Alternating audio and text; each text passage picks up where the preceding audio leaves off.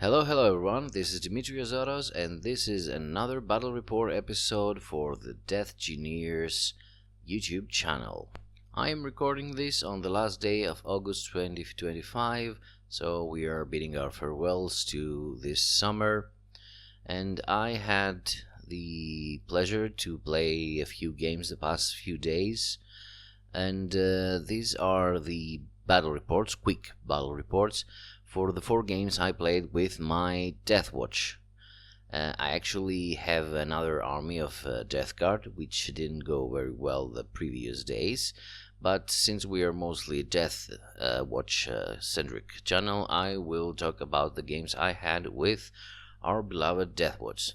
So, as a note, as I am trying to evolve this channel and the way that we are making the various episodes and kinds of episodes, I will try on the future to put some more effort on making these battle reports. I will try to get into keeping more data about the secondaries, about how we did in every round. But these were some crazy days because, as I've said before many times, I have started just last October 2024. This was the first time that I actually had, I believe it was 6 games in 8 days since previous Saturday until last Saturday, yesterday. 2 of them were with Death Guard. Didn't go very well, and with Deathwatch we had a little bit of more luck. So let's go to the first game versus the Space Wolves. Now, the Space Wolves are actually coming up to be a quite fun army to play both with and against. I am tempted, I must admit, to just go and buy 30 Wolfen and probably not any other of their specific unique units, just to run them through Imperial and Chaos Knights or armies with a lot of vehicles. Check their profile, it's very effective against monsters and vehicles, probably against Tyrants it would be nice. So, one of the most important detachments, I believe the most effective in the new Space Wolves Codex, it's the Saga of the Beast Slayer, if I'm saying correctly, which gives lethals for the whole army against character units and vehicles and I believe monsters. If they manage to kill at least half of your character units or monsters or vehicles, it's a tally that you calculate in the beginning of the fight, in the beginning of the match. They get this lethal buff for all their units against all of your units. So after not knowing a lot of about the new codex and the Space Wolves, I played the first game with them with my Death Guard a week ago and got obliterated. It was like 60-15 the points at the 4th round. So I just went into my match with against Space Wolves with another friend, with having only 3 units that they could target with lethals. It was the Captain in Gravis armor with 1 Indomitor kill team, and it was 1 Watchmaster with only 5 Deathwatch veterans. A note here, I am trying to phase out the past few days the veterans out of my lists because I have found them to be quite glass cannon that I could use the points in something else, maybe more utilitarian, or something like a vehicle or a dreadnought that could withstand a little bit more of punishment from the enemies. Most of the times I do some damage with the veterans against 1 enemy, and then next round they are obliterated. So, and of course the third lethal target was the Storm Speeder Thunderstrike, a fantastic little unit It's not cheap with 150 points, but it has a medium, let's say at best, defense profile, but some nice weapons, and of course the +1 to wound roll against the target they hit this round. So you can see the list here of the other usual suspects: 2 Deathwatch Terminator squads of 5 models each, with 3 Cyclone missile launchers. I sometimes take 2 Storm Shields plus Thunder Hammers. I take other times the Storm Bowler. Basically, I haven't modeled them with the Storm Shield and Thunder Hammers, the second squad. So it's about how I feel about WYSIWYG that day most of the times. But I think I will make it a staple to get both teams with the Storm Shield and Thunder Hammer. I get 2 Indomitor kill teams. They are resilient. I mean, people are really struggling to destroy these kill teams, the Indomitor kill teams. Although their defensive profile is not something not that nice. Okay, they have toughness 6, which gives them a lot of resiliency against many weapons. They need an elite weapon profile, at the elite weapon profile, to get them damage. 3 wounds are helping against 1 and 2 damage attacks. Of course, the 3 damage attacks that are very often encountered in the game, at least at my experience, are a bit of a problem. And of course, they don't have a very good save characteristic. I mean, with 3-up save and no invuln. Yet, most armies are having a really bad time trying to obliterate them. I had also the Incursor squad. I always take them. They're a bit of an action monkey. They get the +1 to hit roll. They are just a pesky little unit that irritates the opponents. Of course, a cheap Intercessor squad for the backfield. I also took an Infiltrator squad at this match. It wasn't much of a success. I just used them for some Infiltrator shenanigans at the beginning. I don't think I will take another one anytime soon against... unless I find some role, especially with the Spectre skill team, I want to at some point test. And of course, I had 6 Durian Devastators.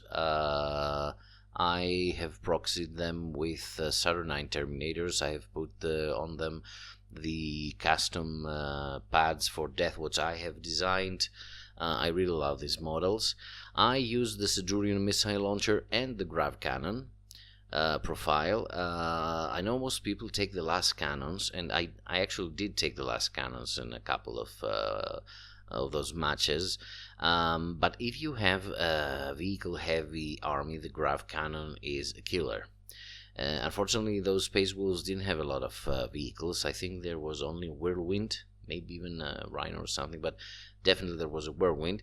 And the poor old chap just took, I think it was 30 wounds just from the grav cannon. Oh yeah, they had some dreadnoughts, but until they conceded, I didn't get to fight them. The Deathwatch veterans, I think they died a bit early, as well as the Infiltrators. In general, they didn't get a lot of buffs because they didn't have a lot of targets for their lethal hits. It was a nice battle. I must confess that I had a very, very lucky roll this day, and in general, I would suggest that Space Wolves must treat it this way, not get a lot of vehicles, not get a lot of characters, because most players are playing the Saga of the Beast Slayer. Of course, they might take one of the others, which also has some prerequisites in order to get their buff. Now, let's go to the second battle, and the only one of the 4 that I lost, against Tau. And yes, I understand that when you have supposedly a Xenos army like the Deathwatch, it is a bit ironic to lose against a Xenos army. The point is that I had absolutely no idea how Tau plays. I know that they have good shooting, but melee and stuff. I had heard about their spot abilities, they have spores and stuff, and I had heard about the drones. I knew nothing about them, and I actually got into the fight, into the match, without knowing that I will play against Tao, to tell you the truth. I had no idea. I lost, and I lost quite badly, as I had very little knowledge, and there was a kind of miscommunication with the rules and stuff. I didn't know what kind of drones its unit had because most people say they're very hard to carry them, so there wasn't any visual representation, so I would know which one is guardian drones and stuff. Also, there was a miscommunication about some invulnerable saves, so basically I lost a round, and a very bad deployment of some units because through reserves, because I thought that the vehicles that I would target had another invulnerable save than a 3-1, a save up a 3-1 than the 2 up that they actually had. It was a nice match in order to in matter of trying to understand how the Tau play. After that, I actually consulted a friend of mine that plays Tau also a lot of time, and he explained to me better how things work. So I believe that I will be more prepared the next time. I did down some serious vehicles, the Hammerhead and one of the battlesuits. I think there were like 10 battlesuits. There were only a couple of infantry units and some stealth suits, I believe they're called. The great mistake I did, apart from the falsely prepared strategic reserves deployment, that cost me actually the not being able to properly use some units. I left an opening on my backfield where I had my dreadnoughts and my storm speeder. The Predator was easily killed, I think second round, but I didn't know the up and downy capabilities of this army, so I had actually left a small opening on the back, so they had some things get down on third round there, and they managed to down the 2 dreadnoughts with ease. So basically I had lost most of my elite firepower.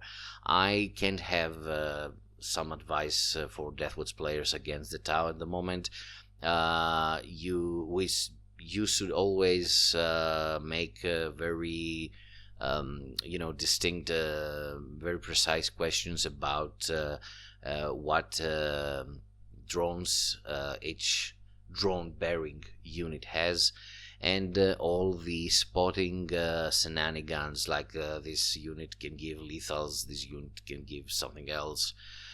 Just be prepared from the beginning of the battle, so that you know where to not waste valuable shootings, and of course try to charge them as fast as you can.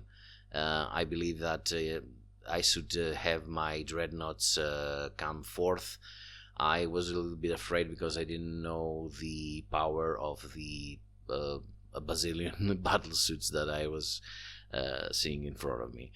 It was overall, it was a nice match in terms of understanding this army, and unfortunately it wasn't a good result, but fun was had, and that's what this game is all about. So let's go to the third match of this quadrology against the Thousand Suns. As you can see, I am trying to to make small changes in my lists every time I play an army, especially if it's a new army. Thousand Suns, I have played one against. So I'm trying to, try different things, so to better understand our units, their synergies, how they act against other armies. The Thousand Suns I played were not a very optimized army, because the friend that was playing it is just now creating his roster, so he didn't have a lot of things that the Thousand Suns can rely on, like I think it's the Mutalith beasts, those nice tanky monsters.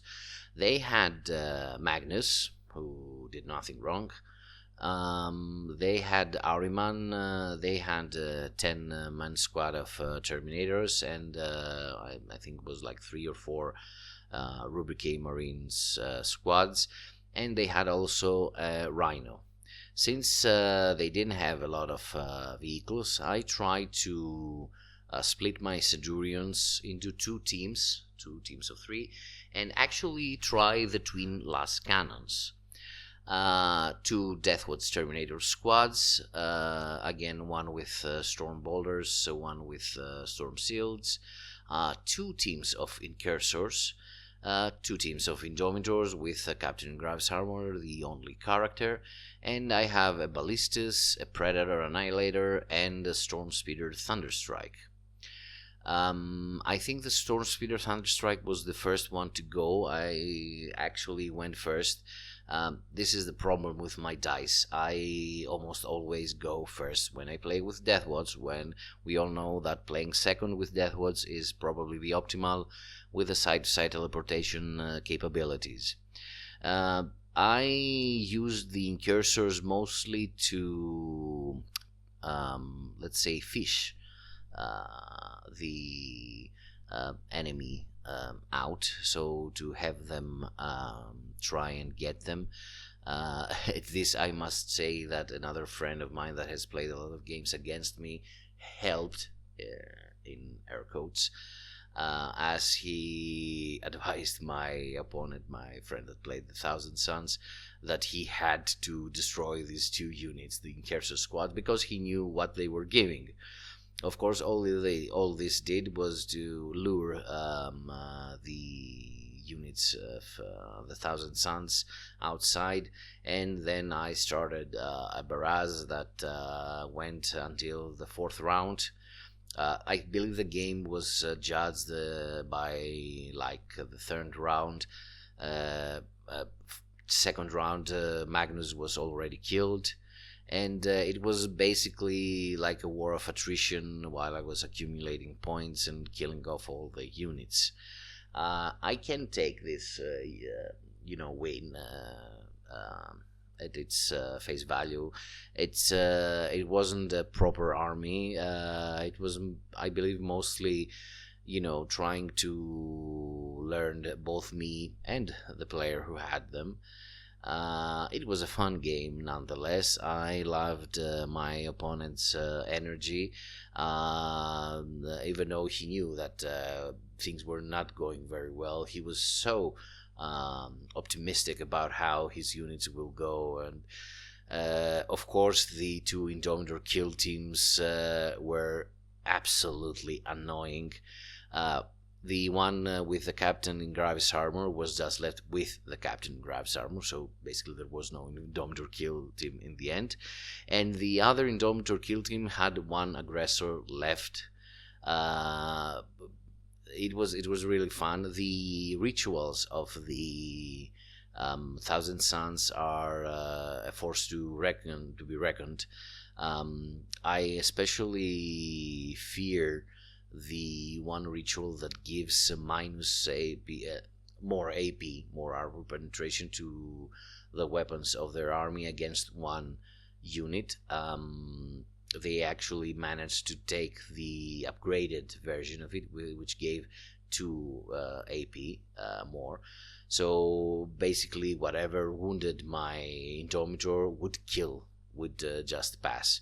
I couldn't save because they had like 4 AP, and I was having my 3 up saves. Some nice parts of the Thousand Suns army are the defensive capabilities of the Rubric A and the Terminators, with the 1 damage weapons against the Rubric A getting +1 to save. That was actually, insane. Basically, most of the small weapons that you get a lot of attacks, like storm bolters, for example, or the aggressor's weapons, they were basically, useless against the Rubric A because they don't have AP, most of them, so they were also getting +1 to save. It was insane. And also the Terminators that have the -1 to wounds from weapons that target them. Overall, it was also a fun match. I loved it. I'm waiting for my friend to get more units so we can play a more proper match.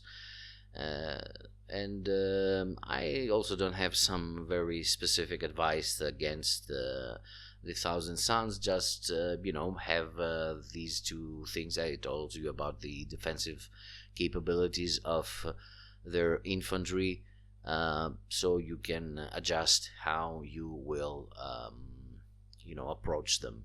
Also, he had a lot of sorcerers. I think that most of his points went to sorcerers that could actually go to some other more effective teams. So let's go to the 4th and the final match against the Tyranids. So, as one of my best friends in the hobby is not exactly a veteran, but some years experienced player of Tyranids, he has like 8,000 points. He has almost every legendary. He now is eyeing the Hydran, I think, how it's called, the big resin flying legend that's like 600 points or 800 points or something. And he's quite a good player, and he's been teaching me through punishing me in our games. And it was actually yesterday that we played. And it was the first time, I believe, that I had such a clear win. We stopped at, I believe it was the end of the 3rd, it was the beginning of the 4th round. Of course, I was playing first because I'm Deathwoods and my dice doesn't want me to let me play second. I think it wasn't very bad in points wise. It was like 48-38, something like this when we stopped, with me taking the beginning of the round's points, and the secondaries were also like auto complete. It was actually the first time that I managed to down so many of his monsters. He's playing quite a heavy, monster heavy list. He had 2 Tyrannofexes, one with the acid weapon, one with the big cannon. He had a Hive Tyrant with their bodyguard, the 3 bodyguards. He had a Lictor and a Neurolictor. He had a Maleceptor. He had a Moloch. He had an Exocrine, and what is it, the other one? Toxicrine. I can't remember for the love of God. I can remember my Tyranids. It was a really fun game. I also tried some different things. I again took 5 Deathwood veterans with a Judiciar. They finished some Gene Stealers with the Broadlord that already had their ranks cut down.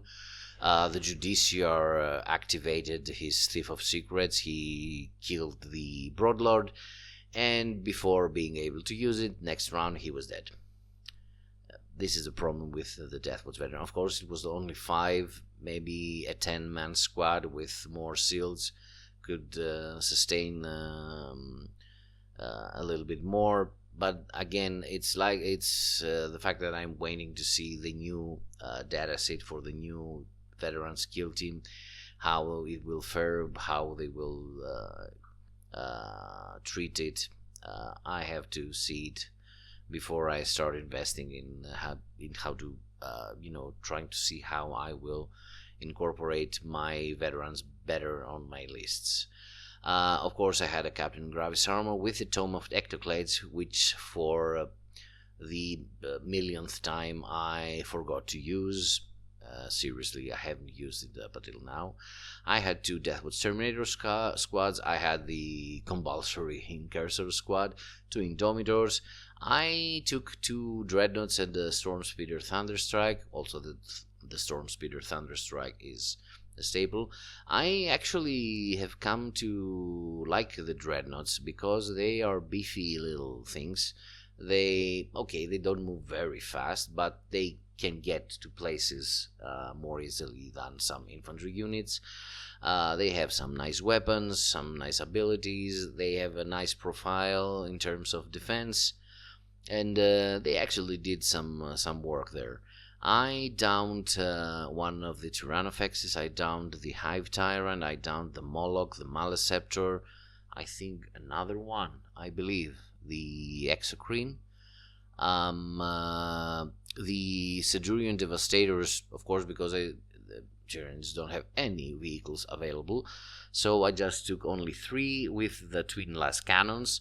And fun fact, they mostly fought. They didn't shoot because they got engaged with the Lictor and the Neurolictor, and they actually stood their ground.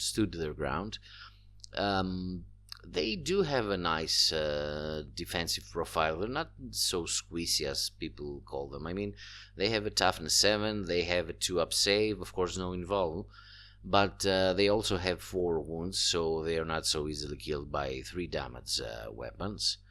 I actually got to really like them those past 10 games I have used them, I believe. Maybe 5 or 6, not 10. Yeah. You can find something to do, for them to do in most lists and against most armies. It was a very intense game. We had some backs and forths with rulings and stuff. If it wasn't that we're so good friends, someone would think that we were going to fight ourselves at some point with how cover works and how stacking some benefits work. Overall, it was, I believe, the first time that I did so well against the Tyranids. And it's very important how you play with covered, how you play with what terrain you play. As I only recently started playing in subs that have really good terrains and settings. So some armies, and certainly ours, the Deathwatch army, is one that does not fare very well in ill-placed terrains and settings that are not very, thought out. Small tables, wrong size tables, few or too many terrain pieces. I mean, you come to think that it's not how Games Workshop has figured out the placement of the various terrains, at least according to the rules of the 10th edition. It's not by chance, it's not random. It does give some more playability to your armies, some more balance to how the games are played.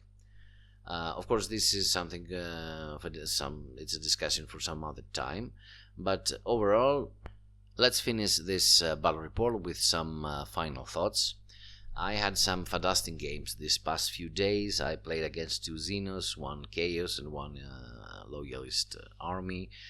Deathwatch have, as I have said before, they have a very precise, limited, as is, toolkit that you have to use with caution and to their greatest effectiveness. It's an army that does not allow you to make a lot of mistakes. You cannot correct your mistakes. You have to place your squads and your units very precisely. You have to screen properly. You have to know what will suit what. I mean, of course, you have to do this with all arms, but Deathwatch needs you to be very precise and be very methodical and be very proactive. You should know the capabilities and the data sets and the profiles, both defensive and offensive, of your opponents, so as you can be able to counteract with the proper units. So let's have a nice autumn. It's the autumn that we will get our new veterans, and hopefully I will be back with some more battle reports and with more juice and more, details as I am evolving this part of the channel. So thank you for listening and have some nice dice.